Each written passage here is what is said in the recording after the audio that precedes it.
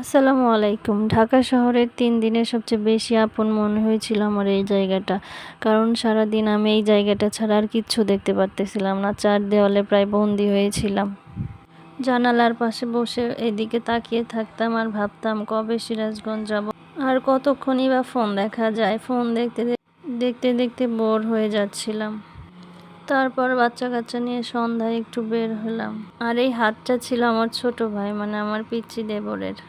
সবাই তো খাবারের জন্য অপেক্ষা করতেছিল কখন খাবার আসবে। খাবার আসতে দেরি হবে তাই ওদের জন্য 2টা আইসক্রিম নিলাম। কিন্তু ইহান খাবে না, ও তো পানির কাপ খাওয়া শুরু করে দিছে। কারণ যে খাবারটা অর্ডার করা হয়েছে সেই খাবারটার স্বাদ সে নষ্ট করতে চায় না। সে এদিক ওদিক তাকাচ্ছে আর বলতেছে গান বাজে কোথায়। আর উপরের দিকে তাকাতেই তার চোখে পড়লো সাউন্ড বক্স। আসলে খাবারের জন্য এতক্ষণ অপেক্ষা করা যায় না, তাই বাবুকে নিয়ে পাশে একটা খেলার জন্য জায়গা ছিল, ওখানে গেলাম। তারপরে বললাম চলো কিছুক্ষণ খেলে আসো। আর খেলা শেষ করতে করতে খাবার টেবিলে খাবার চলে আসলো। তারপরে তো সবাই অনেক মজা করে খাইলো, কিন্তু আমার তো একদমই ভালো লাগতেছিল না খাবারগুলো দেখে। শুধু এখানে একটা খাবারই ভালো ছিল, আর এই চিলি চিকেনটা অনেক বেশি ঝাল ছিল। অন্থনটাও মোটামুটি ভালোই ছিল। আর এই চিজটা আমার অনেক বেশি পছন্দ ছিল। আর খাওয়া শেষ করে বাচ্চারা এত তাড়া দিচ্ছিল যে আমি আর কিছু ভিডিও করতে পারি নাই। আর এটাই ছিল আমার ঢাকা শহরের দ্বিতীয় দিন।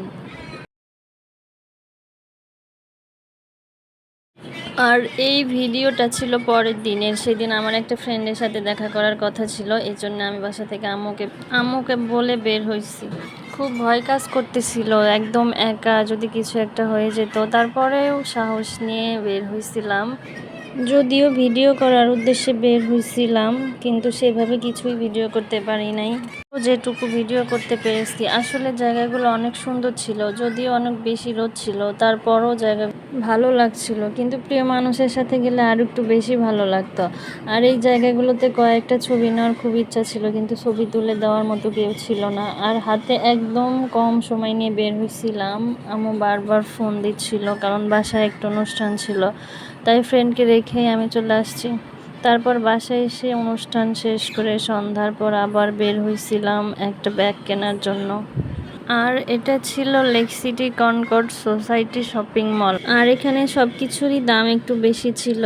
যেহেতু ভিডিও করাই ছিল আমার মূল উদ্দেশ্য, কিন্তু কোনো দোকানদারই আমাকে ভিডিও করার পারমিশন দেয় নাই, তাই ভিডিও করতে পারি নাই।